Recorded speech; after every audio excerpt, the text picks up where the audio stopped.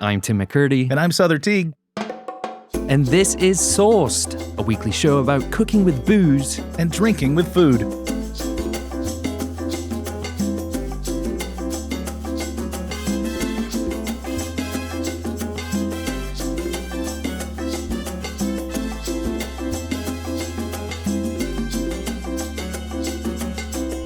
Souther.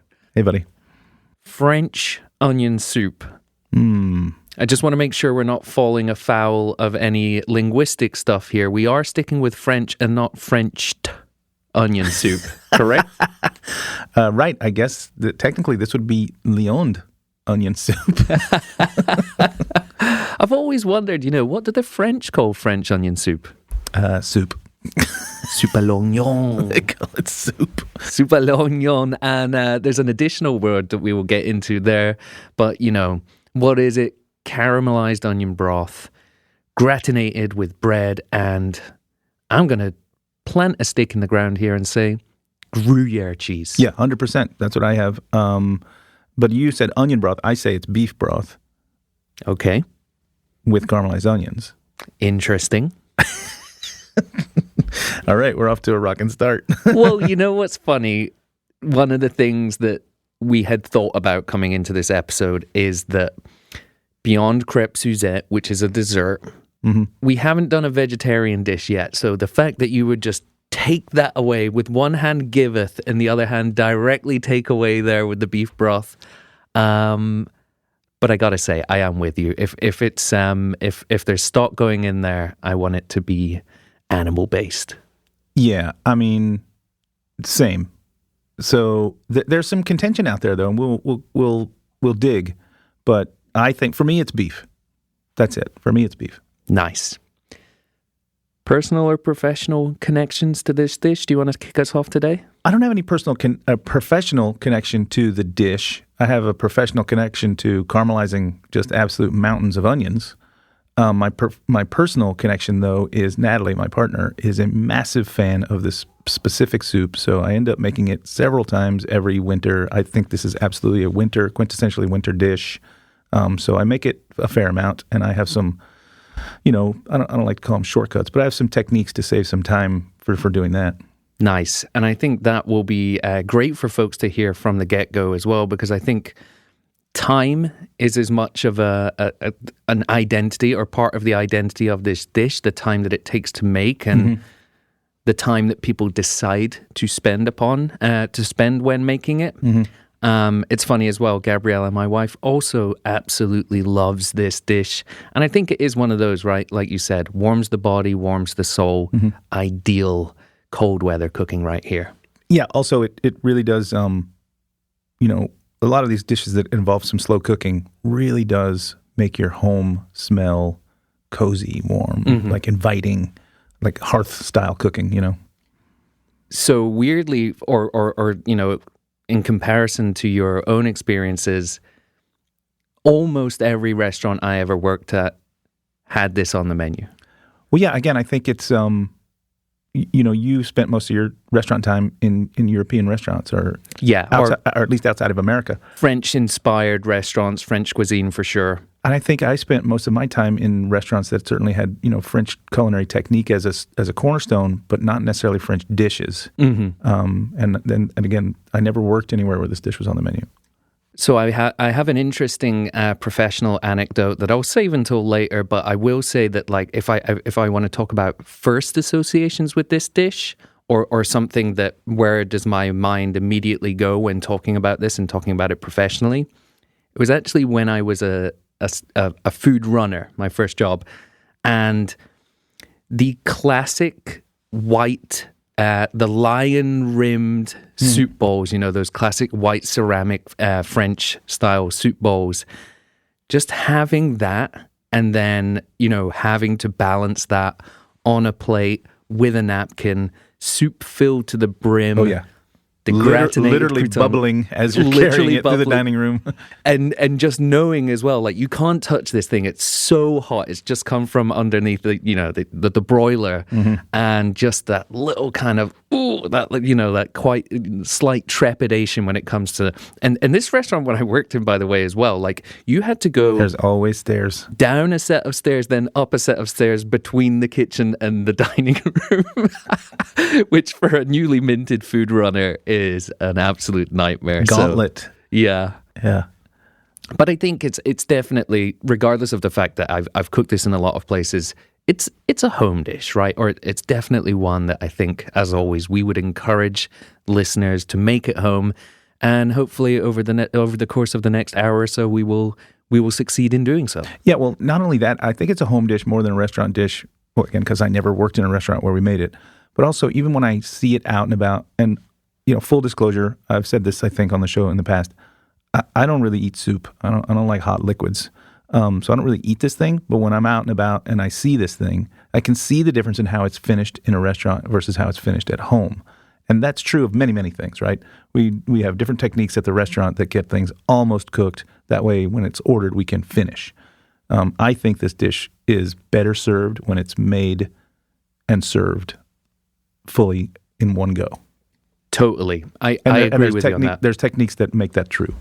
Yeah, and I think, you know, this is fast forwarding to one of the quotes or, you know, one of our culinary luminaries, but I saw something from Anthony Bourdain saying that French onion soup is something that's so simple to make, but like pasta, so many restaurants insist on doing it badly or insist on doing it wrong.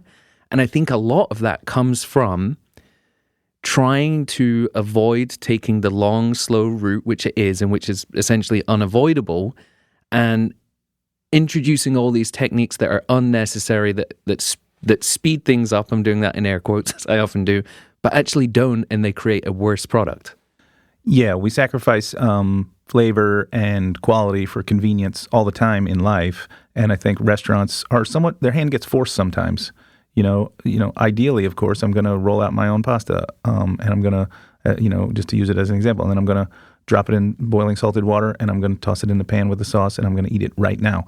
Well, in restaurants, I might have to use dried pasta. I might have to blanch it in advance so that I'm really just dropping it in water to heat back up. Fair. And like, we're going to reduce the quality of the thing so that we can put a product on the plate quickly, efficiently, and at a price point that's going to keep the business operational. So like, again, there are techniques to this soup that fall into that category as well. Mm-hmm.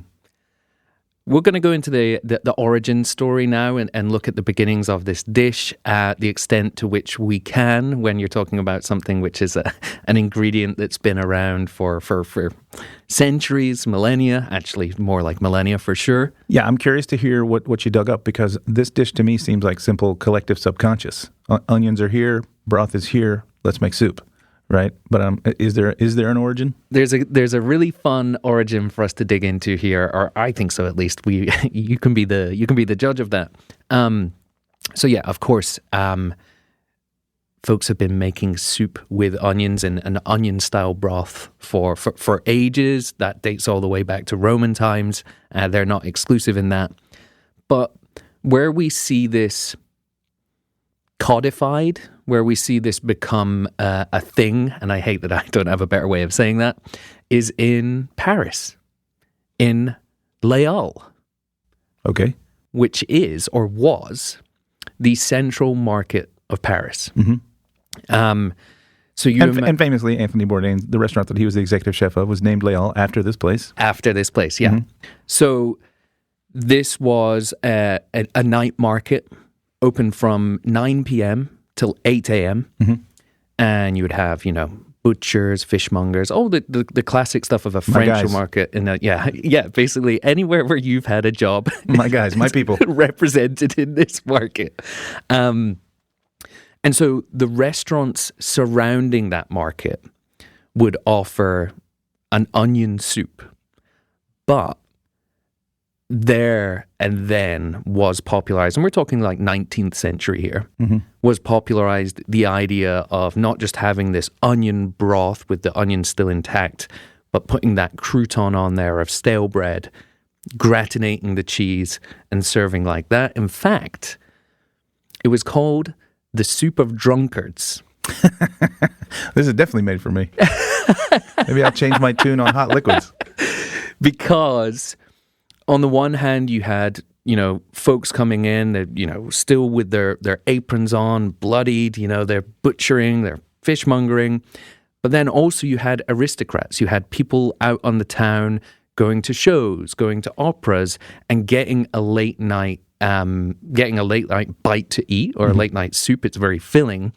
Crucially, that version and the version served then didn't contain booze, and we will get into that. Of course, this is sourced. We're going to put booze in ours. But they called it the soup of drunkards because not only would it help sober you up, it might also mask the smell that you might be carrying of some late night imbibing. Sadly, Leal, just to sort of round out that story, closed in the late 1960s. I believe it was, 69. It was known as the belly of Paris, or the stomach of Paris, right? And that moved out to the north of the city to somewhere called Rungis. Rungis, I believe it's spelled Rungis, but I might be wrong. And I only mention that because when I was at culinary school, we got offered to go on like a field trip for like 1 day or 2 days to Rungis Market. But you had to get up at something stupid like 1 a.m. And I said, you know what? I'll skip that one. I can go to the market in London. See, when I was in culinary school, I was perfect attendance. I was one of only 4 people who was perfect attendance. So Leal, 1800s. What do you think of that? What does that say to you? The belly of France. That sounds perfect, right? Because it's the market where you're going to buy everything, or where everything's being processed, at least to be then purchased in. Because those markets are generally speaking for the markets to shop at, right? So you own a shop, you shop there to stock your place. That's the warehouse, really. So that's where all the foodstuffs were coming from to feed all of France, and that sounds pretty incredible. I think it's unusual to me, because when I think of like. And, this is I think, being targeted for an upcoming episode. But when I think of a market like that, like the seafood market in San Francisco, the dish that all of the people shopping at that market are eating is cioppino, right? A hearty fish stew. Why was it that at Leal they were shopping for their meats and their seafoods and probably pastries and other items, but the soup they were eating was just onion? It's a great question. Onion and cheese. Was there a cheesemonger in there who was running the show? Gruyere importer from Switzerland. Maybe, I got to say, maybe it's a financial consideration. This is something that's hearty. It's going to fill you up. I don't know if they were eating it in summer. Yeah. Do you find it to be that hearty of a soup? It's a good question. I think like the cheesy bread part is hearty, but the soup itself is brothy.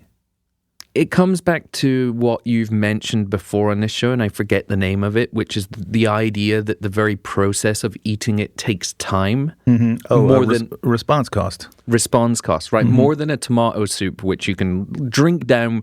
This you need a spoon for, and you're going spoon by spoon. Or I would hate to see anyone just drinking this directly from the bowl. We were talking about misophonia a minute ago. Well, yeah, there's that. Sure. There's that, but there's also the bowl is too hot to pick up and like sip from. True. The liquid is too hot to drink at any speed. The cheese is melty and piping hot as well. This soup is piping hot. You're right. So it does slow you down. And when you eat slower, you do get full faster. So that could be completely, I don't think they had the math or the science to understand that would work. But I think that sounds like it could be why. Yeah. So that idea then of workers, I just like the image of them elbow to elbow with people in tuxedos having come from this show or this opera or whatnot. Does lead me to therefore question though. Is this a prince's or a pauper's dish? I'm 100% a stan. This is a pauper's dish. It is made with next to nothing, very inexpensive ingredients that are bigger than the sum of their parts when assembled correctly. The most expensive item in the whole shebang is the cheese. Again, it's stale bread, so you may have even gotten that for free. As mentioned, it could be completely vegetarian, so that we're just talking about water. Onions are notoriously inexpensive and plentiful. It's a pauper's dish for sure. Very cool. Do we want to get into what I'm calling here the great alcohol debate, or do you want to save that? Because I think I'm gonna trash your debate already, because I think the debate is greater than simply. And your question is there, isn't there alcohol? No. What's your question? We are adding alcohol. We are for sure, but is there classically? I think this comes down to the letter of the law versus the spirit of the law. Spirits, yeah. If you exactly being the operative word there, and I think if you're ordering this dish or if you're making it, there is an expectation that alcohol was used in the preparation of this dish. You think so? I think so. Because my study on this dish, this delicious soup, is that it is so wildly varied on what alcohol is in it, or even if alcohol is in it. And then, frankly, going back to what we've already talked about, what stock is in it, or if stock is in it. Like Paul Bocuse, chef of the century, used water only, right? Yes. And I'm not kidding. He has that designation. Well, he's passed, but he was known as the chef of the century. Like I was mixologist of the year. My guy took a century. You know what I mean? And he used water in his. It was an easy century, though, if I remember. The competition wasn't that high. Pretty light. So my contention is more not necessarily even of the alcohol, but of the recipe itself. I think Robert Simonson said it really well once about the martini. The martini is made from gin, vermouth, and opinions. I think this dish, this soup, is kind of bulletproof. As long as you have the requisite ingredients, the very baseline of them, then you will, and you cook them in the correct way, you'll have French onion soup l'oignon, right? Like, so you're saying French onion soup is a dish made with onions, water, and opinions? Yeah, kinda. Okay. Onions, water, Gruyere cheese, and bread, and opinions. Yes. It's not as clean as Robert's statement, but you know what I mean? Yeah. One you could definitely put on a gravestone, and the other, you were like, maybe we can find a better quote for Souther there. Yeah. What's this gravestone with a QR code? You got to get more information. Okay, so I like that. I will say, though, when it comes to the alcohol, and I think what we're talking about here, and as we do often at the beginning of the show, is the identity of this dish. Mm-hmm. It's called French onion soup. Yeah. Most of the preparations, when I've made it in kitchens, but also a lot of the preparations that I looked up, were either sherry, port, or Madeira. Right. Or a combination of the three. Yep. I saw literally dozens. None of which come from France. Correct. But I saw, maybe not an equal number, but I saw a tremendous number of versions that involved vermouth, right? Yes. Likely French vermouth. Yes. I saw many that use wine, red or white, but both dry. So you can call that French. You could call that French. There is the idea of not just adding wine or fortified wine, which is all we've talked about so far, but to flambe at some point. So that would be, I saw many that used cognac. Personally, I like American whiskey, bourbon, a little sweeter. Wow. Yeah, a little sweeter. I know, not my normal. Caught you off guard. But, again, I think, like I was saying, we're moving into like what our culinary heroes and icons may have said about it. And, the two that we look at the most are Jacques Pépin and Julia Childs, because we both kind of have an affinity for both of those guys. Jacques Pépin prefers it with white wine. Julia Childs prefers it with red wine. Jacques is more brothy and light. Julia Childs, much more onions, so it's much thicker just because of the onions. Also, she uses flour in hers to kind of make an caramelized onion roux, so that brings some thickness as well. And again, I think it's it much like the martini. It's to your opinion. Yeah. Unlike the Manhattan, which is a white, which the martini came after the Manhattan. The martini is just a white Manhattan. If it were made today, it would be called a white Manhattan. Spirit, vermouth, and bitters, right? But no one messes with the Manhattan. It's 2-1-2. It's 2-1-2. 2 parts whiskey, 1 part vermouth. New York area code for folks trying to remember that. Yeah, it is the New York area code, but the phones came much after the drink did. But no one messes with that. But martinis, you in particular, have your, me too, by the way, I have mine that I like, have our ratio that we like, bitters or no bitters, garnish that we want. Yeah, the Manhattan is, so why is that, I wonder? Why is this soup, which is storied and well-known, just like a martini, why has it got so many variations? Well, I'm going to continue then, and we're gonna move into the culinary luminary section here, because I think that's an important point, and we're talking about identity, and you're talking about Julia Child. It's only through her book and TV programs that this starts to become known as French onion soup. Mm-hmm. And I would argue maybe Julia has done as much as anyone for the identity or the standing of this dish. Mm-hmm. And I think perhaps like elevated it into something seen around the world that was never really viewed that way in France. I don't want to speak for the French, or, I don't have that lived experience, but certainly there is a kind of before and after moment, and it goes from being a simple onion soup that maybe you'll use alcohol with, or maybe you didn't, and maybe you'll have the gratinated bread, to a preparation, something with a solid identity. And as you said, she does have those rather interesting little additions, including the float of cognac. Yeah, a float of cognac. Pretty strange. What did you come across? Because I saw some folks saying you float it just before you serve, and then others you float it right at the end in order to serve the next day. So if you were preparing this soup to serve tomorrow, the last thing you add is the cognac. What was the one that you'd seen? I saw a few different ones, but I think all of them involved the float of cognac going in just before service. So bubbling soup, float in the cognac, which will certainly cook off some of it, but not in the same way that it would if you flambéed the onions before getting the broth and everything else in there.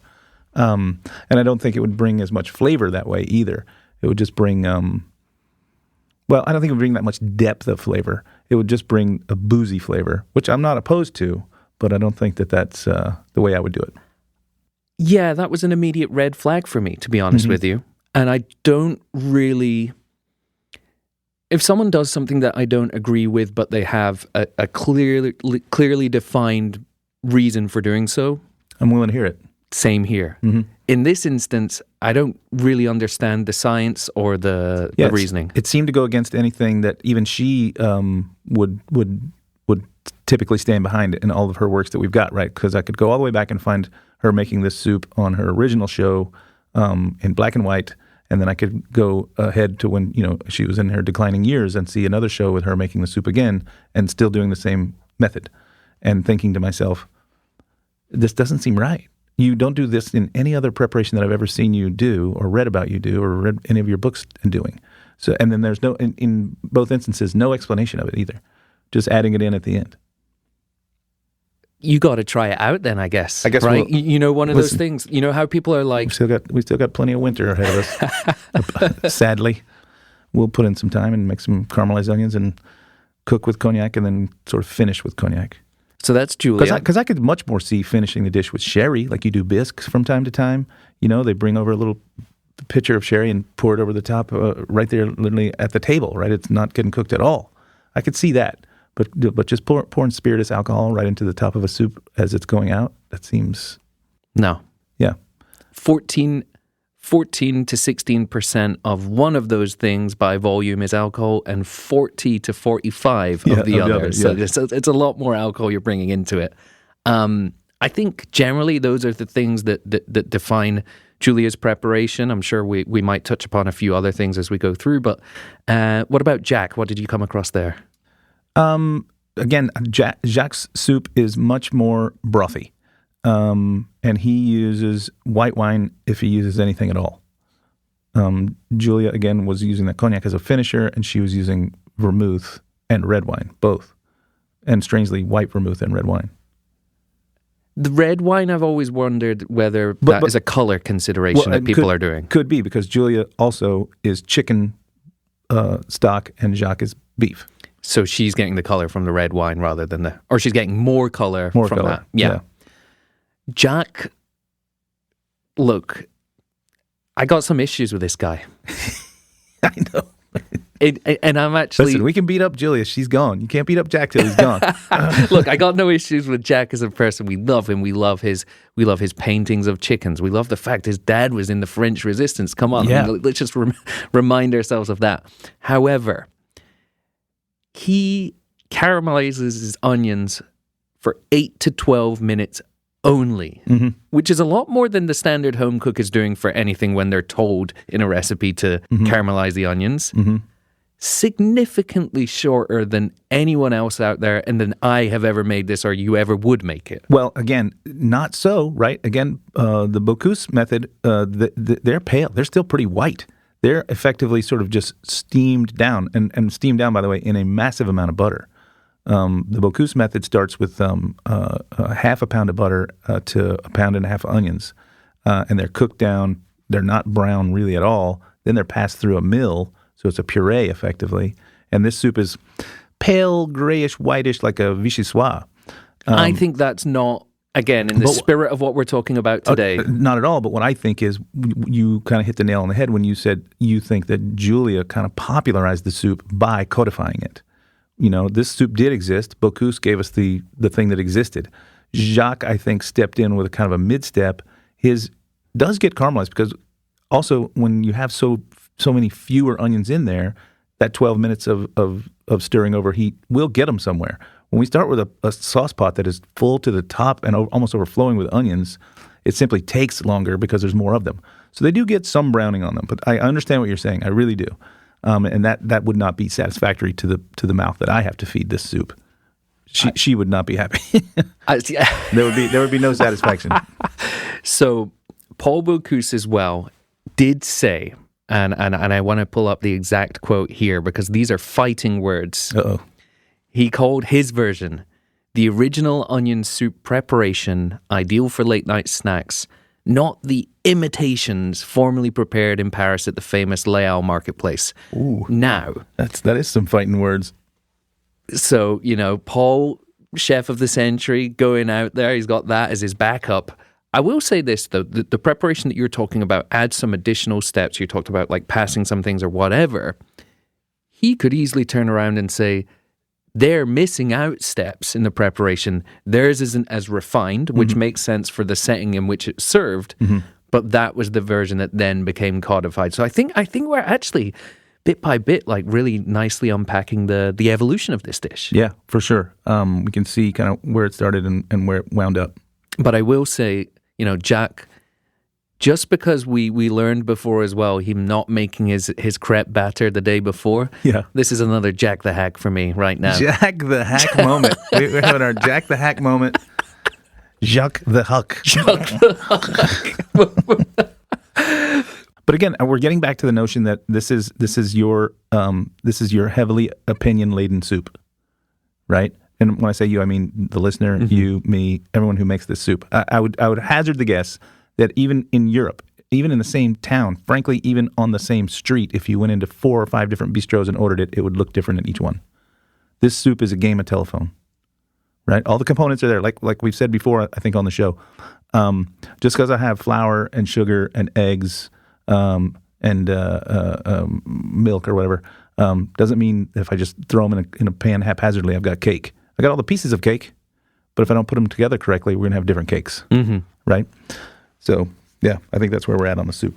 Any other culinary luminaries for us to round out today? Any other nuggets? Man, I think we tapped a bunch of the heavy hitters. Bocuse, Jacques Pépin, Julia Child. We had Bourdain earlier as well with his pasta reference.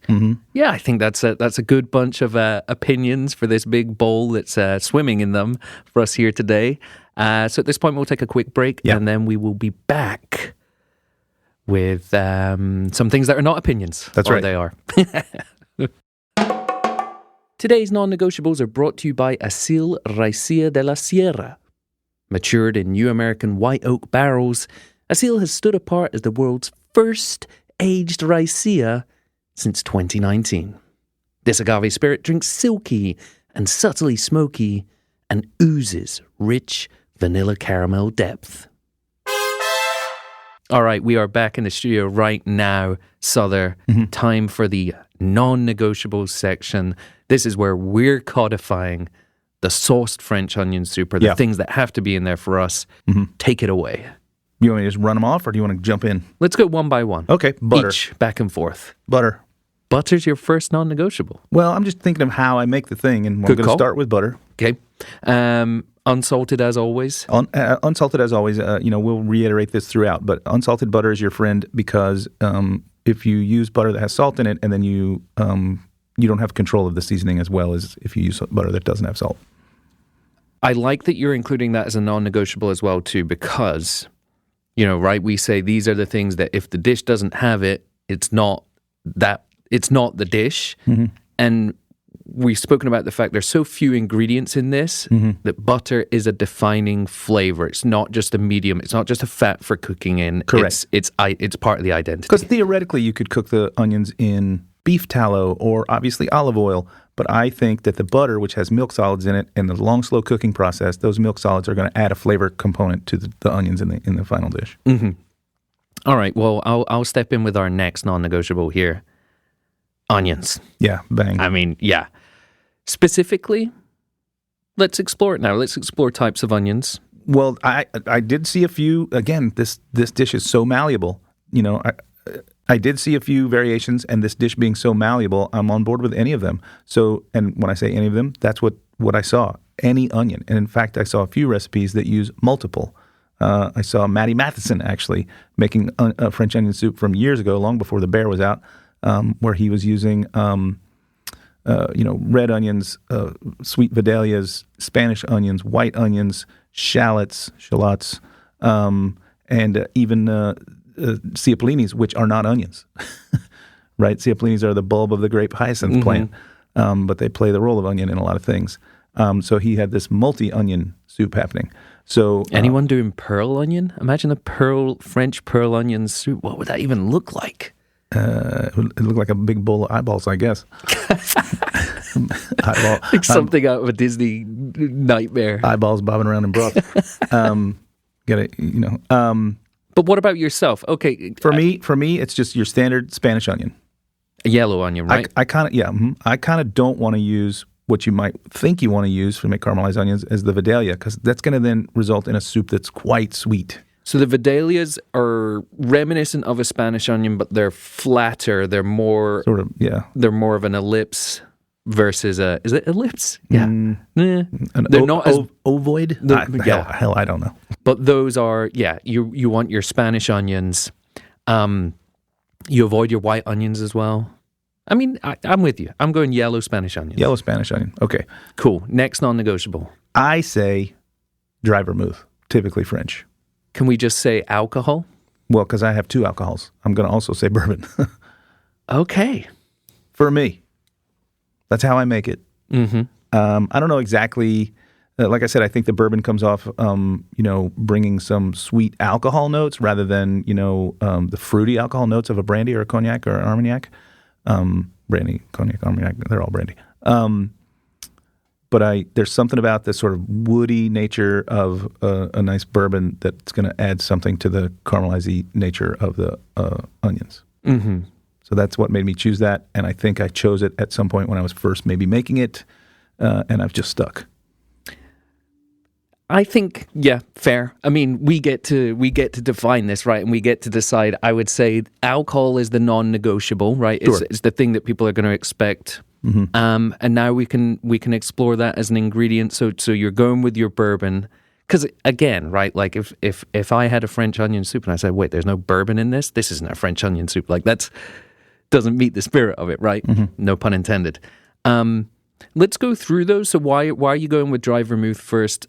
I will put my hand up and say I love it. It's a completely underutilized cooking ingredient. Why go with wine when vermouth is right there? Well, I think because we're going to keep ticking down our non-negotiable list, and on here only a couple of herbs, in my opinion. But dry vermouth, especially a French dry vermouth, are quite herbal. Yeah. So they're helping pump up a little herbaceous quality to the dish.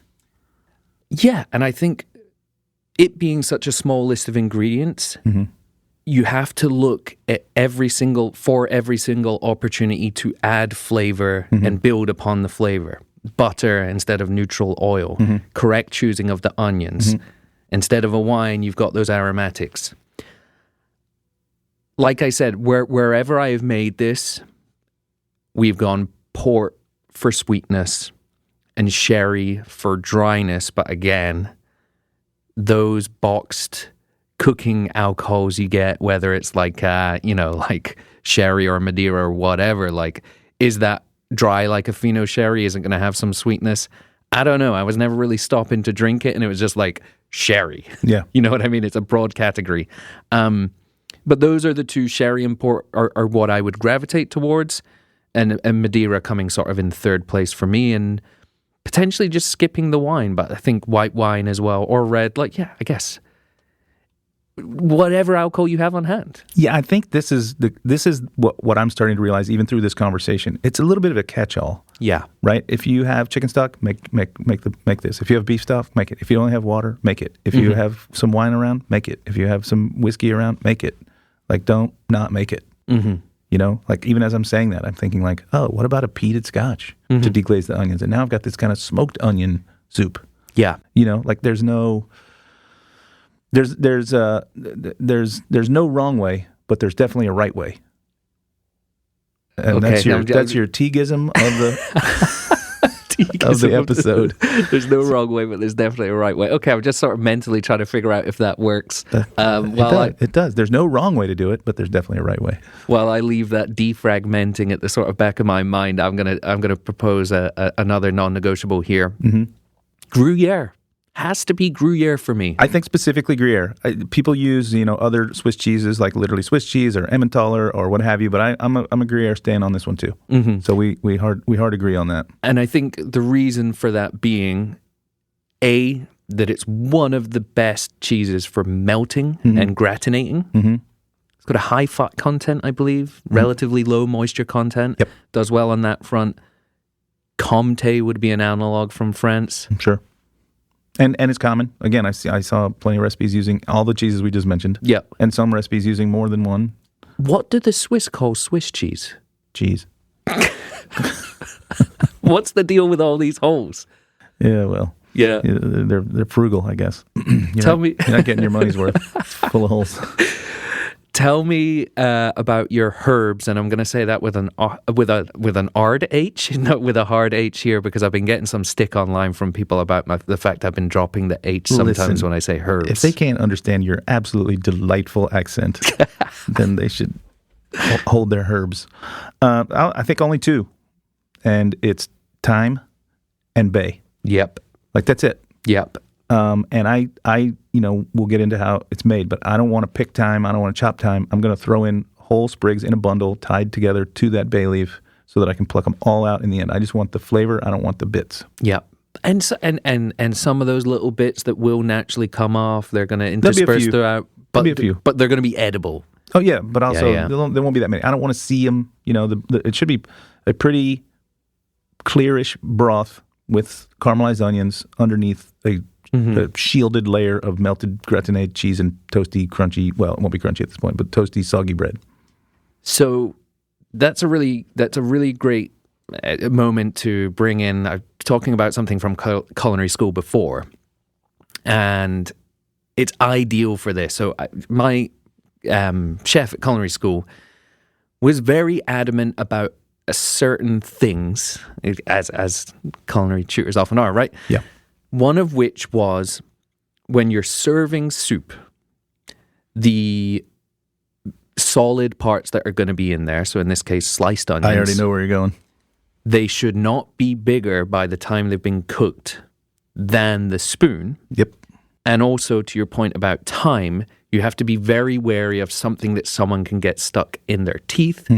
Both of those considerations are for the comfort of the person eating and the comfort of them in their company, right? So they're not like struggling to get something into the mouth, or they're not left with a piece of thyme between the teeth.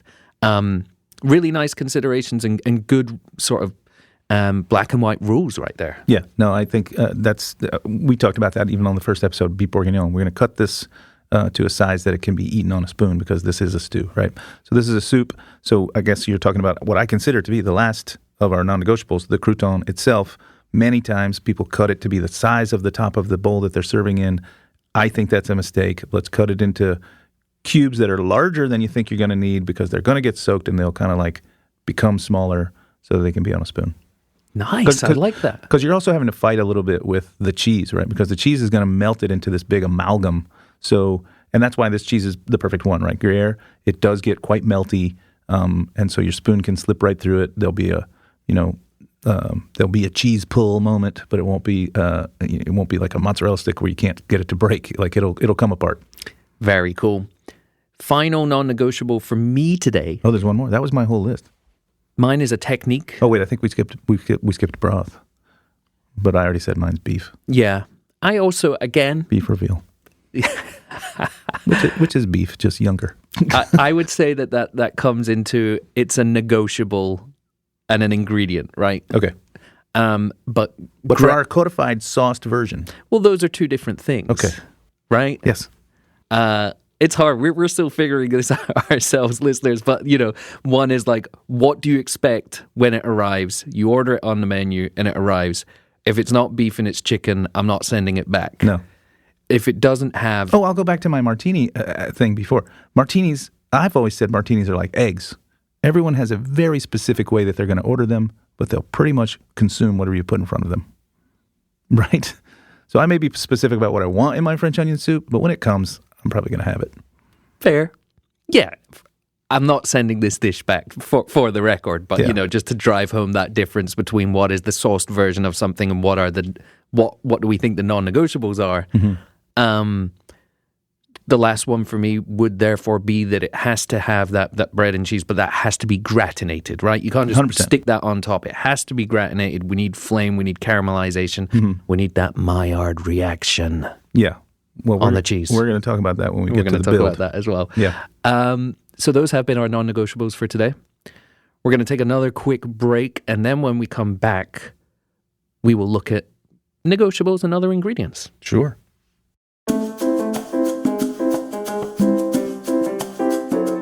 Thanks to Asil Raicilla de la Sierra for presenting today's non-negotiables.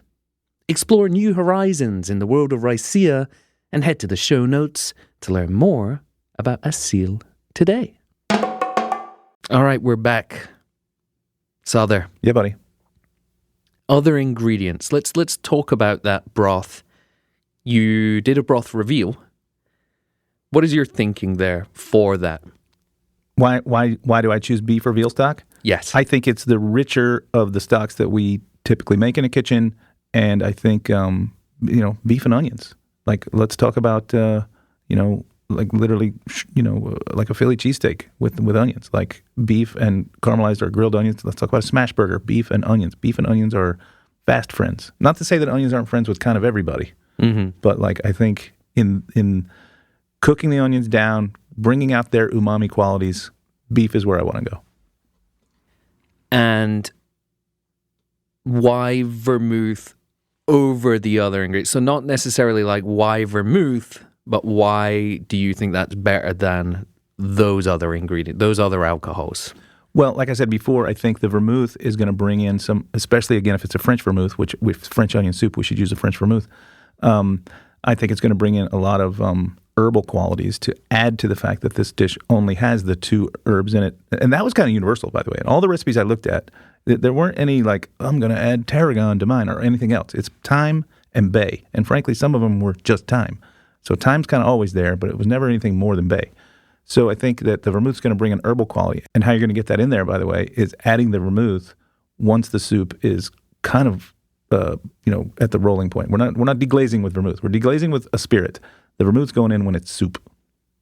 Interesting. Mm-hmm. And that's how we watched Julia do it. That's how I saw numerous people. I watched about 4.5 hours worth of clips of people making French onion soup because I went down the rabbit hole of like, everybody's making it different. Can I find a thread here other than onion? So just to list through some of those others again and what they're going to bring to the party and why you might consider them at home. Sherry's going to bring nuttiness. Sure. Depending on the sherry you choose. That's the other thing, Depending right? on the sherry you choose. But Fino is going to bring your searing acidity and dryness. Something like an Amontillado is going to bring that nuttiness, richness. Port, which was Bourdain's choice. Mm-hmm. Bourdain went with port and balsamic vinegar. Right. So he's looking for fruit and tartness. Richness, sweetness, body, depth. The cognac brandy we've already mentioned, although I think we've exceeded our cognac allowance on this show. We've been leaning into it too much, purely by accident. Madeira. But if there's any cognac brands out there that want to sponsor us, just let us know. We are big fans of cognac, actually. Both of us are. Yeah, very, very big fans. Madeira is going to do much of the same thing as sherry. It is. Going to bring that sort of nuttiness, which again, nuts, big friends with onions, as you say. Final one for you. Mm-hmm. Cider. You know, I saw a couple of different makers, and Jacques was one of them, using apple cider as not even hard cider, just apple cider as part of the liquid. And I can see that, right? Onions and this fruity juice or fruity cider would pair well together. I mean, I can certainly imagine myself having like some caramelized onions on a cheese board with slices of apple, and there's onions and cheese in this soup, so it all starts to make sense to me. At this point, it would be remiss of me not to give a shout out to my old chef and mentor, Bruno Loubet. So I was looking through his book during the preparation for this. He opts for a dry cider. Mm-hmm. He is a very classical French chef. Bruno is. And one of the things he said in his book that I cannot verify, but I thought it was interesting, was he did a nod to Paul Bocuse and said that the popularity of this dish is probably related to Mr. Bocuse. And this is post Julia Child, but you have to remember Bruno would have been cooking in London and came up in France. And certainly Julia really didn't have a presence across the pond. Mm-hmm. We had Delia Smith, we had some others.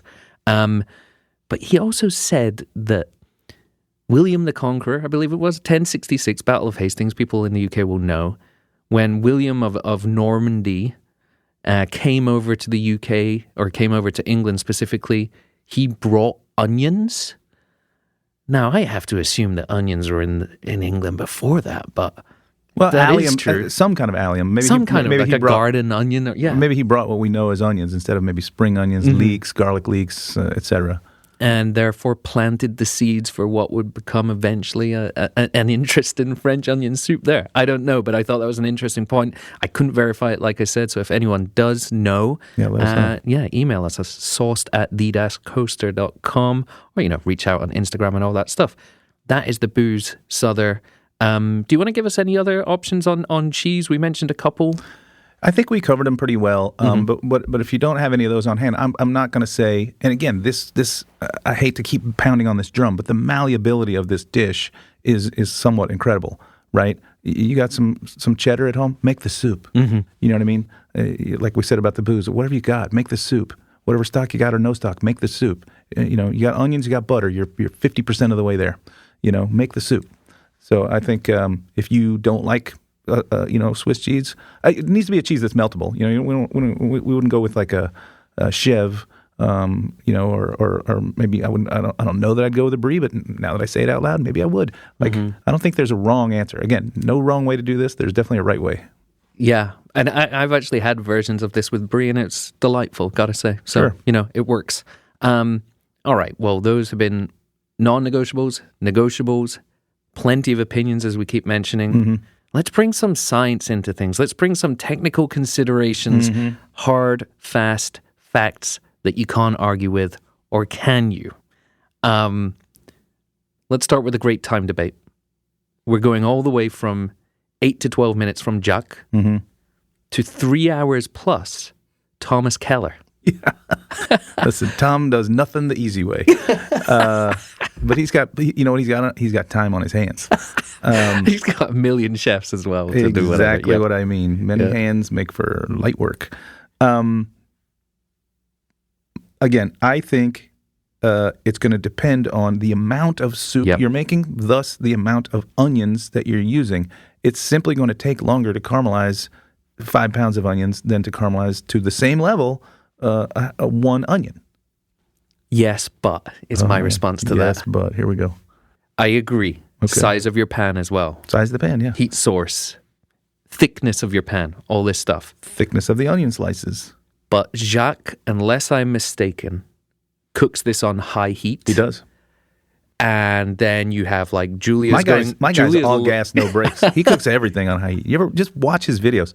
Watch him and then have yourself a good time and watch like I watch on 2 times speed. The guy's a devil. He is spinning around like the Tasmanian devil. So Jack is high, Thomas Keller is as low as possible and stirring and scraping that fond every 15 minutes. But that is, people talk about the effort involved in this dish. That's only 12 visits to the pan. If you're cooking this for 3 hours and you do it 4 times an hour, that's not a lot of work. Not crazy, no. And again, people can choose your lane, choose your approach. Okay, maybe let your tools and your ingredients on hand choose that, dictate for you. Let your conscience be your guide. One of the things we cannot argue with, or one of the things I want folks to understand, is the science here. Okay. It's our Maillard moment again. Let's go. So, Maillard reaction takes place at 280 degrees Fahrenheit, which is 140 something, 130, 140 Celsius. Onions, which are 89% water. Yeah. Because onions are 89% water, and water starts to boil at 212 degrees Fahrenheit, Yep. you will never get the Maillard reaction until your water has evaporated off. Essentially, the temperature of your pan is always going to be hovering around 212. Once you've cooked that water off, then your pan temperature starts to rise. That's when the Maillard reaction happens. So the point is not how high your flame is, or whatever anything is. Right. It's more about when you've cooked out all of the water from those onions and you start to caramelize. The caramelization is the Maillard reaction. And the way that we get there, there are a couple of different ways as well that influence how we can get there. But does that all track with you, former tutor and 100%. You are correct. Until the water is gone, you're going to hover at 212. That is not high enough to get any caramelization. So that initial part of the onions going in the pot with butter is just to get them sweating. Yes. So the liquid is coming out, and that's why it's cold. And then it's that sweating, and then it's evaporating, right? So that's the steam rising off of your pot. And then once that steam starts to dissipate, once there's less and less steam, now we're starting caramelization. And that is going to create our fond. Fond. And what is going to get rid of our fond? Deglazing. Cooking is, sometimes I worry, I'm like, are we being too clinical about things when we think about these? Like, why do you need to know 212 versus 280, whatever, right? But like, when you're armed with those simple truths, facts, science, then it lets you go wild and lets you do different things, or lets you understand. I don't know. For me, like, that's one of the things I've been really enjoying about Sourced, is thinking about and digging into the science. Because I'll be honest, like, I don't know about you, but they didn't teach us this stuff at culinary school. Are you saying knowledge is power? Yes. Okay, great. We were taught this stuff, but also we were taught just in life, but certainly at culinary school too, to be intuitive and to pay attention and listen, right? So, you can literally listen to a dish like this and it changes. The sound changes. Once those onions go in, just from slicing and just from getting the butter melted, you will hear a light sizzling sound. That sizzling is the water escaping. That water is mixing with the oils and fats that are in the butter. Oil and water don't mix. The butter's hotter than the water. The water's turning into steam and evaporating. As this process continues, that noise will become less and less of a hiss, and it'll dissipate into a whisper. And then that's when you got to like perk your ears up from whatever else you're doing, because you put this on, as you said, it can take a long time if it's a lot. You got other stuff to do in the kitchen, right? So you're doing those other things, but you're listening. And you're smelling, right? Like when you put some pine nuts in the stove to toast them off, you're smelling. And then when you start smelling toasty, you got to go get them because you're almost to the point where they're burnt. Yeah. Right? So it's not just about knowing numbers and temperatures and those kind of things, though that is part of it. I think the bigger part of cooking is intuition. Yeah, and I love bringing the senses into this because listening will alert you to something happening before smelling will, right? The point at which you start smelling the onions catching, they've gone too far. Yeah. But you can hear they're about to be there, and you will just get that repetition from cooking all kinds of things, whether it's a mirepoix or onions for caramelized onion or whatever. I mentioned Tom Keller earlier. Thomas Keller. Do you think he goes by Tom? I think it's Thomas. I've cooked for him once, but he looks like a Thomas. You're going to go, hey, Tom, and he's going to go, it's Thomas. I hate people like that. He came into the bistro to eat once with, what was it? Everyone Loves Phil. What's that Phil guy who eats? Yeah, I don't know his last name, but yeah, somebody feed Phil. So they filmed at our restaurant, and we were just like, our chef was like, Thomas Keller's coming in tonight to film Everyone, feed Phil or whatever. And we were like, Thomas who and Phil what? Like, this is the extent to which like American cooking culture is separate from... We celebritize these people. Yeah. But even your celebrity chefs or our celebrity chefs here didn't make their way, or certainly I wasn't aware of them, and I was cooking in it. I was deep in that and whatnot. But Tommy K, yeah, he's very specific about the way he slices onions, and I want to get your take on what you do here. I am too. I bet we're in alignment. Although I did not see in all that time, Tom Keller's 3.5 hour caramelization onion soup. I believe his is in his. Cook Bouchon or whatever his cookbook. But anyway. But surely I thought I would see, because I follow other people who literally just go, their whole YouTube presence is looking at books. Yeah, but isn't Thomas Keller behind a paywall on Masterclass or something? But I'm saying like, he probably is. But I'm saying I follow so many content creators who are just like, here's a book by a person and I'm going to make this recipe. I never saw anyone do a TK onion soup. Anyway, what you're going to do, we're going to take the onion, big round yellow Spanish onion, top and tail the guy, split it in half, from pole to pole, and then you're going to lie this thing down. I like to then give it one slice equatorially, and then we're going to go pole to pole slices for the rest of it, right? This way we don't have a full half moon. That cut, by the way, has a name. It's Lyonnaise, right? Yes. Which is from the town of Lyon, which is where onions are very popular, which is, I think, supposedly where this soup really, really which originated. Is where Paul Bocuse is from. Yeah. So that sort of like half moon. Wait, explain that again. So you're taking the top and the bottom off. Mm-hmm. You're cutting in half, top to bottom. From pole to pole. Pole to pole. From bear to no bear. You're... Do you know that? Yeah. Okay. And then you're going to put those flat, and then you're going in half again, sort of perpendicular to the grain. So against the grain in half. Correct. And then you're going with the grain. Yeah. So there's one slice that is equatorial. So if you're going around the equator of this planet, and then the rest of the slices are pole to pole. That's the Lyonnaise shape, but I've cut that now in half. So instead of looking like sort of a half moon, they look more like sort of fingernails. Mm-hmm. The reason I like to add that extra cut there is because in the end result of this particular use, I don't like it when my spoon, just like we talked before, you want stuff to fit on the spoon. When you go to grab French onion soup with your spoon, oftentimes because they're so long, they're like hanging over the edge of the spoon. And like, again, that liquid is so hot and the cheese is all hot and melty. Like there's just more opportunity to spill on your chin, on your shirt, what have you. So I like to add that one cut while I'm slicing. Very cool.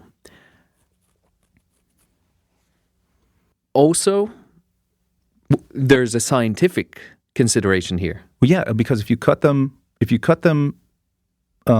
equatorially, right? If you split the onion just like I did and if you go against the grain here. Yeah, sure. Again, let's think about grains. Yeah. Because anything can be equatorial when it's a sphere. Well, but we know that there's a top and a bottom to the onion. The bear and the no bear. So if you go that way, we're cutting against the grain, and there's a texture issue that results. They're not as tender. Actually, it's the opposite. Wait, what?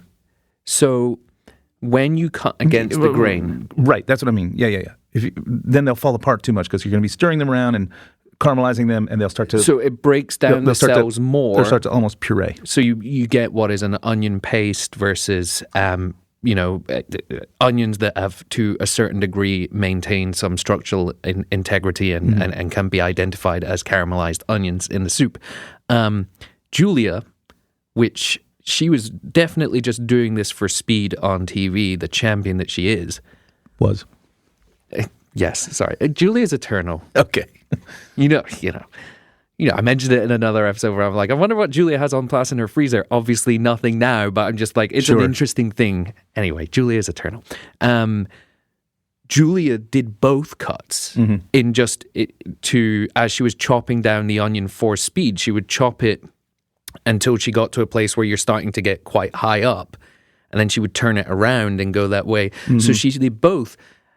You could argue that is actually quite a cool method because not only does it allow you to chop fast, also then you're getting some puree, which is adding body to the soup. Sure. But you're also getting the stringy onion. So I'm like, yeah, but Tommy K is very, very pro pole to pole. I could see your method there making sense because I have often thought of, though never done it, of getting to the final product and removing a percentage of the caramelized onions and hitting that with my immersion blender, yeah, and then pitching it back in.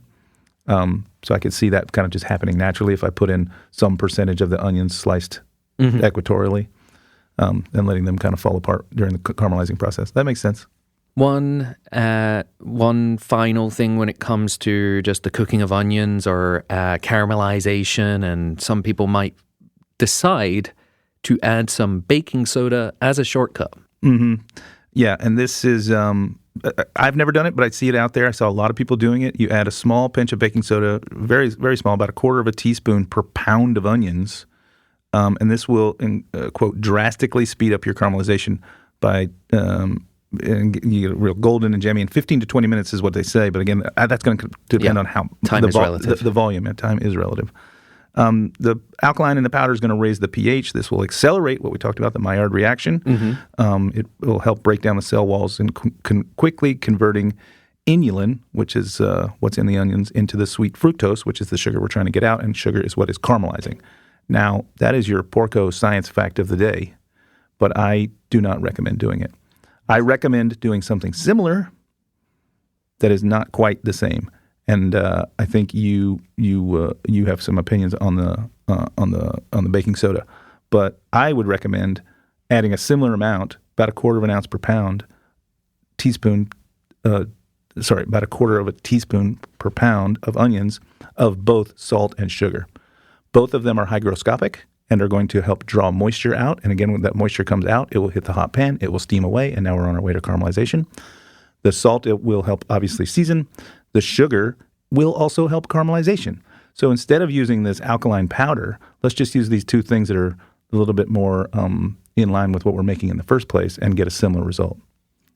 So I like your Porco. I like that we found our Porco. I think hygroscopic is our Porco. Is it hygroscopic? Hygroscopic. Yeah. Wow. It's draws out water. Water seeking. Yeah.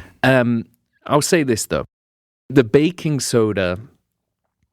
You said it helps break down cell walls. Mm-hmm. That's not something I'm looking for here.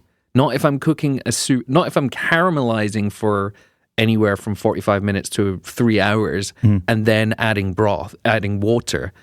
I don't want that cell breakdown. Actually, to me, that's a hack, and not a hack in a good way. That is not a Jacques hack. No, because Jack didn't even go baking soda. He's just like all in on the flame. The other thing, though, as well, I take your salt and your sugar. I'm gonna say, forget the sugar. The onions have the sugars. The onions will caramelize. Why are we trying to speed this up? Let's just accept. What's the difference between 45 minutes and an hour? You know what I mean? 15 you saved minutes, yourself Tim. 15 minutes. What are you doing with that time? Me? I'm using that time. Yes, I'm getting to bed 15 minutes later at night, but I'm sleeping sounder knowing I didn't take any shortcuts. Yeah. I made my French onion soup the proper way. Well done. All right, final science for us today. Uh-oh, there's more? Well, I figured this is probably going to be our biggest onion episode. How big are the onions? Depends. Are you using Spanish? Why do onions make you cry? Pop quiz. Name of the acid. Oh, I mean, I don't know. Sulfenic acid. Sure, sulfur, yeah. Yep. When you cut an onion, enzymes convert amino acids into a volatile gas. The gas reaches your eyes. It reacts, sucks off tears. A couple of little things here. This is not just to flex some facts. How do you counteract that? Chill your onions down. Chill them, and then sharp blade. Sharper knife, because then your knife is not going to bruise those or disrupt those cell structures. Right, you're not crushing the cell, you're slicing the cell. Slicing the cell. And if you really want to go technical about it, which is a technique that you're taught for when you want to slice basil, you like roll up basil into little cigars. Chiffonade. Mm-hmm. Pull the blade back. So you're not pushing down and going forward, you're only pulling your blade back. Sure. Seeing that on the YouTube there, that's just a nice reminder for the folks. We are on YouTube. Souther and I here. Pull your blade back, and that's going to offer the sort of lowest chance of you bruising, whether it's an onion that's going to make you cry or basil that's going to make you cry because it's black by the time you get it served. And your chef's going to yell at you. Yeah. That's what makes or punch you. That's what makes you cry. All right. Well, Souther, that has been the technical, scientific considerations for us here today. Holy cow. Yeah, I know. Who knew there was so much about French onion soup? Despite all that time, we're going to take a quick break. Okay. Today's preparation is brought to you by Underberg. For nights that went past one more bite, there's simply one option. Underberg. Since 1846. All right, and just like that, we are back in the studio. Here we go. Souther, preparation, French onion soup, gratinee, our version. Let's talk it through. Yeah, I mean... let's just bring everything together. We've talked everything through already. We're going to talk it through. Butter hits the pan. Are you adding a little bit of oil or not? You absolutely can. I don't think there's a reason to here. Especially if you're going low temperature, exactly. Unlike Jack. Yeah, exactly. We're going to slice the onions in the way that we described, pretty painstakingly. You're looking at what? 1.5 large onions per person per serving. Well, here's where we're going to maybe differ a little. I definitely prefer the more brothy Jacques Pépin style. Again, the mouth that I'm feeding, and I think maybe the expectation out there in the world, because it's just simply gone this way, is they want it more oniony. Onion stew with a bit of liquid, yeah. An onion stew. So, yeah. So I will certainly agree with you. If that's what sounds right to you, pound and a half. So you said a pound and a half? I said 1.5 large onions, sorry. which is large that's yellow going to be onions, about a pound and a half. About 1.5, yeah. Yeah. The Spanish onions, at their large market size, they clock in at about a pound. So, yeah. So you're going to need 3 onions for 2 people. But also, I do not recommend making this soup for 2 people. No. You're making this soup for, minimum 8 people. So now that's a lot of onions and a lot of butter. But here's the thing. There's a point where we can stop and take the onions out of the equation and put them into a zip-top bag and mash them out flat and lay them in your freezer till they're frozen, and then you can stand them up like album covers, and then suddenly you've got just French onion soup on demand. So it's not going to take you any much longer to go ahead and caramelize a lot more onions than you need right now, and then you have them on hand. And also then you can pull out one of those sleeves and make onion dip for the big game. Or you can pull them out and you can toss them into, any other preparation that you like. One that I really like, by the way, and I'll just mention it really quickly, so we don't get too far off topic. Mm-hmm. But take some crusty bread, take some of this same cheese Gruyere, take some caramelized onions, take some beef broth, all the right pieces. Make yourself a delicious caramelized onion grilled cheese with some broth for dipping. Delightful. Mm-hmm. Anyway, I could have made French onion soup in the time we went on that tangent. Hey, listen. No, that does sound absolutely delicious. Oh, it crushes. And again, for a guy who doesn't love soup, that's how I want these ingredients. So again, we got our onions now, sliced the way we talked about. Butter, get it melted and slightly foaming. In it all goes. Bring this down to the caramel level that you prefer. And I think everyone listening probably wants them to be pretty dark and caramelized. Pay attention. Then you're going to go in and deglaze with spirit. In my case, I'm using bourbon. I'm going to let that go until it's dry again, so I can pull my spoon across the bottom of the pan and see through the onions and see the bottom of the pan. Then I'm going in with stock. I'm going to use beef. You're shaking your head, but you I'm not shaking my head. Well, you were saying yes, but also earlier you were maybe going to fight me and say it should be water. No. Okay. You got off of that thing? Oh, no. I'm always stock. Okay. Well, you were saying we had a chance at a vegetarian dish. Oh. But then I was like, there's butter in here. That's vegetarian. Yeah, true. No. I was just yeah. I was just saying we could have gone veggie here. However, we're committing to the sauce recipe. I would say I could go either way, whether it's chicken or beef. But honestly, you convinced me when you talked about beef and onions. I was like, okay. Yeah. And there's so much information to mine here that, don't forget, you can beef up your own stock. If you can't make your own beef stock, buying beef stock is fine, but then maybe have some trimmings in your fridge from something else, brown those off, add them to it, bring it home a little bit. You know what I mean? The old what she used to call it, the Sandra Lee's mostly homemade or semi-homemade. Yeah, great. Anyway, so now you got your stock in there. Let's bring that up to the simmer. Once we achieve a simmer, let's add in some vermouth, and then we're going to take the crock, the actual bowl that we're going to serve this guy in. There's crocks out there that the one you mentioned, I forget what it's called, the lion's head. That one doesn't have the lip inside. There's the French onion soup one that has it looks like a small weird pot, right? It's got a fist-sized handle sticking out of the side. That one has a lip inside, and over in my looking around, I found that that's the more preferred one because that lip helps the cheese kind of stay on top. So here's what you do. The Jacques Pépin method is a thinner broth. So what he does is puts the croutons in the bottom of the bowl with a handful of cheese. Then he ladles the stock inside. Then on top of that, more crouton, and then a pile of cheese. And then he puts the whole thing in the oven for up to 40 minutes. This seems unnecessary to me. This I like. This I like because you get the gratinee without having to go underneath the broiler.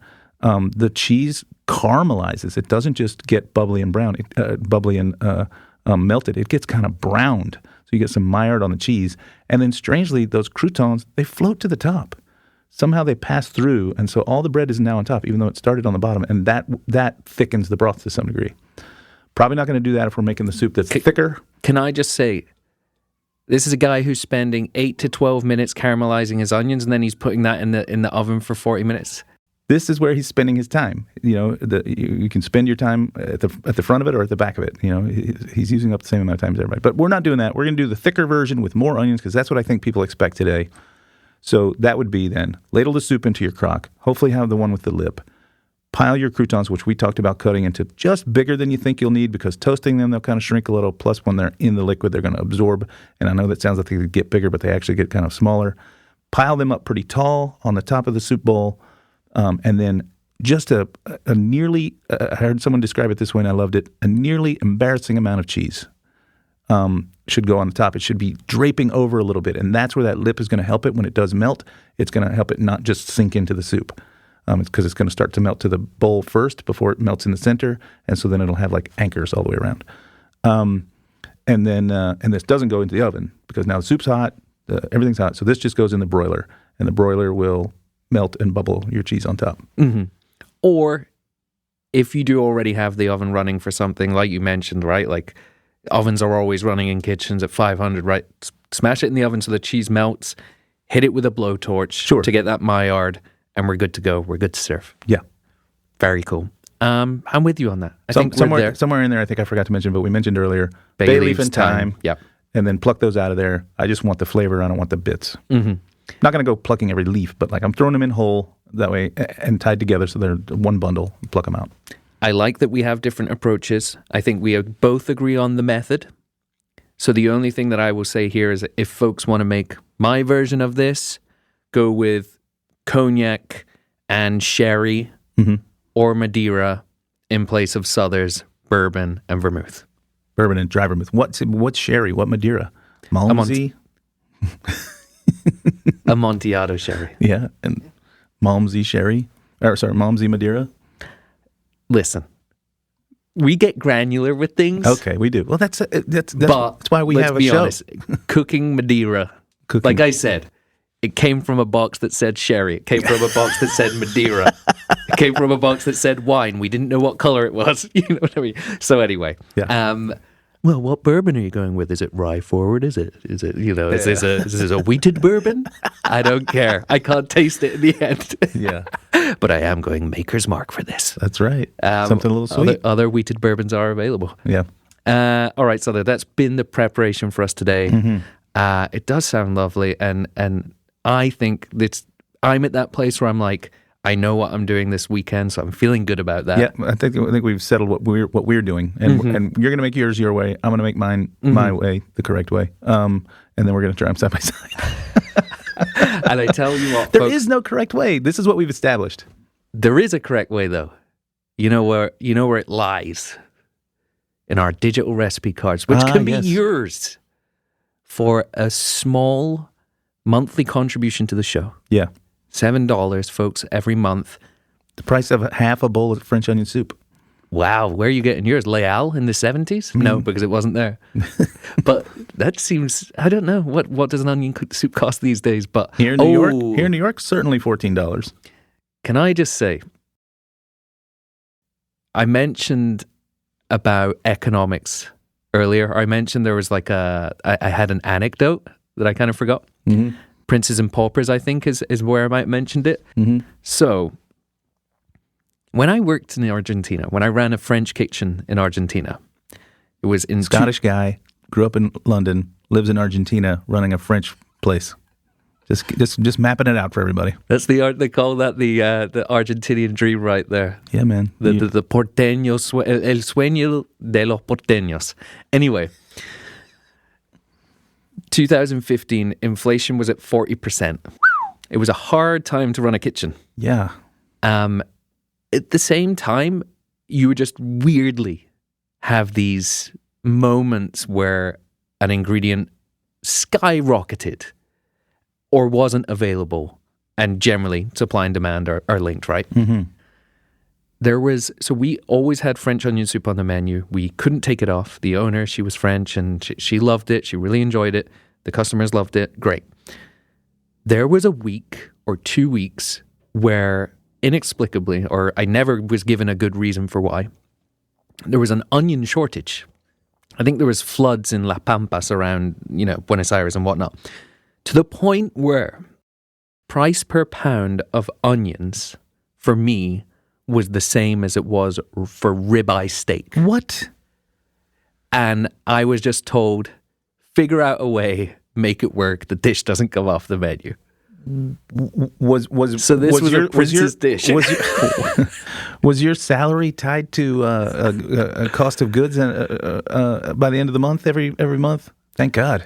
Sadly, well, and we were still running at a profit the whole time. That was the thing I'm most proud of having worked at that restaurant. The kitchen always hit our margins. I mean, you can still run at a profit, but that just means you're having to charge so much for that bowl of soup. But we didn't change the price. Holy cow. Yeah, it was wild. And I don't know. To this day, I don't know, but it's one of the things I think about when I think of French onion soup, and also that definitely very much was a prince's French onion soup when we were serving it. Yeah. You don't need to be a prince or have that kind of budget to afford a sauce subscription, though. You know that. That's right. $7 a month is... We'll even give you an annual discount. Yeah. It's a steal at twice the price is what I was saying before. So check that out, folks. Those are where we will share our recipes that we're going to commit to the recipe cards. You can access the entire back catalogue. We've been having a lot of fun with that. We've been having a lot of fun with this onion discussion. We're going to take a final quick break here, and then we're going to be back with the drinking with food. Yeah.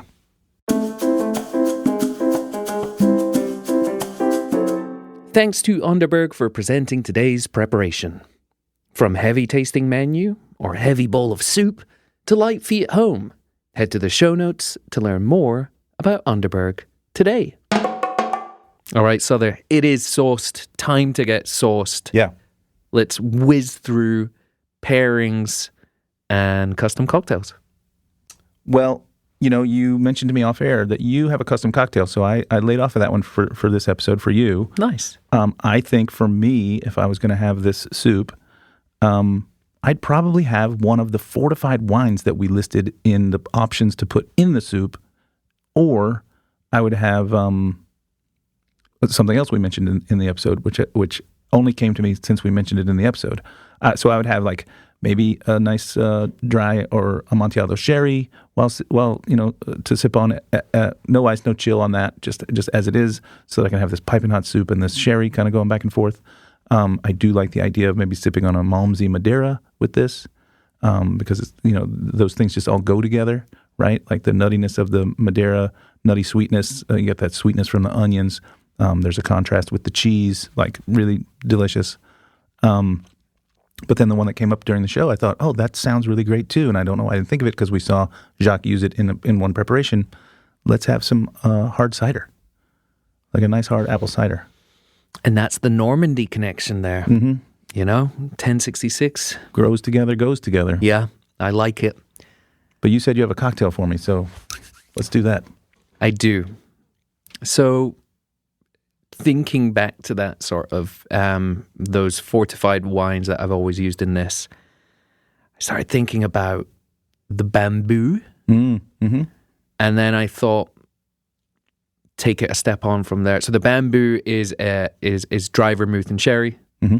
And then I started thinking about the Adonis, which we introduced sweet vermouth. And I thought, I want to do a little play on that. So I'm calling this one the Gratinee, because I like to arrive with names. Okay. It's on my list. So I'm going to go 1.5 ounces of Amontillado sherry. I am going to define which sherry for this. Okay. 1.5 ounces of sweet vermouth, and I want to go Dolin Rouge here. I don't want to go Italian. I just keep it in the French. Although Amontillado sherry being Spanish. I'm going to go 1 barspoon of cognac, and I'm actually going to, in this instance, I'm going to go for like an XO. I'm only using a barspoon. I'm going to go really longer aged, more decadent, more woody. Because what I'm doing with that, beyond being a nod to sort of what we're cooking, I want to add even more complexity. Yeah. So I'm going to go... first of all, I love that idea. I love that if you're going to use it in such a small amount, you need something that's got a big impact. Yeah. So that's great. So that is going to go into a mixing glass with just a couple of sprigs of thyme. Okay. And do like a regal stir? Yes, except not regal, because that is an invention. That term doesn't exist. Everything's an invention. I know. I'm anti-regal shake and regal stir. So is my man Captain Brian Miller. You can ask him. And Dale DeGroff. I'm going to a little bit of thyme in there.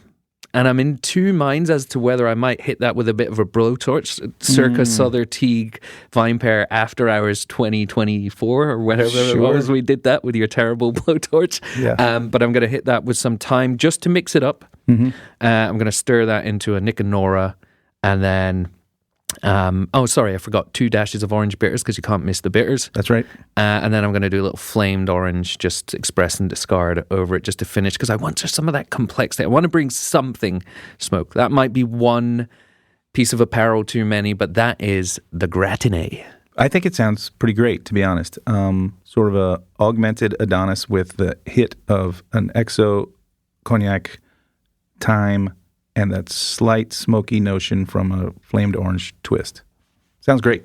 And it's an aperitif. This is something we're having before the... Well, this soup, though, as we talked in the beginning, I think that it's really about the response cost of eating it slowly because it's so piping hot. Mm-hmm. It's not that filling, so you don't necessarily need a drink that's going to knock you over. It's just it's mostly broth, with a bit of bread and cheese. So imagine sitting and having a little, cheese board and an aperitif, but then add some broth to the bottom of the cheese board. Mm-hmm. Here's what I want to see someone do, or I'm fantasizing about doing, but I don't know whether I ever would. But on paper, it sounds great. Mm-hmm. So just to throw in my 20 pence on pairings here. I think this being a dish that is quite substantive and, we said might just be part of your imagination, but I want to go somewhere on my own. I want to solo dine, and all I'm going to order is a French onion soup. That's going to be my app and my entree. And the money that I save on having a proper entree and an app, I'm going to put that towards my wine budget. Mm-hmm. And I'm going to buy myself either a reasonably priced white Burgundy that's seen some time in oak, or I'm going to go Cru Beaujolais, and specifically, I'm thinking Morgon. I'm going Morgon, Cru Beaujolais, or a white Burgundy, French onion soup, pauper, prince, aristocrats, tuxedos, butchers, bakers, candlestick makers. That's the one that's not on your CV. I know. That's my fantasy right there. I'm going to do that one day. All right. Well, that's excellent. It's an achievable fantasy, so I love that for you. In the meantime, my fantasy is to make this soup, the both of us, over the weekend and compare and contrast in front of people on social media. But my real fantasy is to have someone make this soup and post theirs and show us that they're doing the work. How would they show us that they're doing the work? They could post it on their Instagram or TikTok and tag sauced.pod, where we will see it and we will repost it and we will chime in and say how stoked we are that they did it. I wonder who's going to be first. I'm going to be looking out for it. We got a few front runners that have been out there really doing the work. Yeah, horses out the gate before us sometimes. Yeah. All right, so their final thoughts for today. What are people missing out on if they never make French onion soup in their life at least once? I think you're missing out on, some quality time in the kitchen that is going to, again, exemplify some techniques and let you understand that we can have a recipe for any dish. But this dish allows for such a wide berth of movement in every category and every step that this can be totally customized to your tastes, to your family's taste, to your friends' taste, what have you. I think that, this is a great lesson in let's go off book. Mm-hmm. Yeah. Like let's have a book that guides, but doesn't demand of us to stay right with it. I'm 100% with you there. And that just brings me back to... Like this dish is going to teach you how to cook, not how to cook this dish. Exactly. And that brings me back to the Maillard reaction stuff we were talking about earlier, right? The 212 versus the 280. The people training their ears when they're cooking, listening. What does it sound like when my onion's caramelizing versus swaying? What does it sound like when it's about to catch? What does it sound like when it's burning, quite frankly? Because you're going to do that and you can scrape it and it's going to be fine. Yeah. You're going to get a bit of those bits in there. Yeah, it's great training wheels. The stakes are low. Yeah. The results are high. And just, tuxedos and butcher aprons. That's what I'm going to be thinking about from here on in. Speaking of aprons. Yeah. So there... Yes, Tim? Time to put on the aforementioned garment. Yeah. Pull out the shaker. And let's get cooking. And drinking. Cheers, buddy.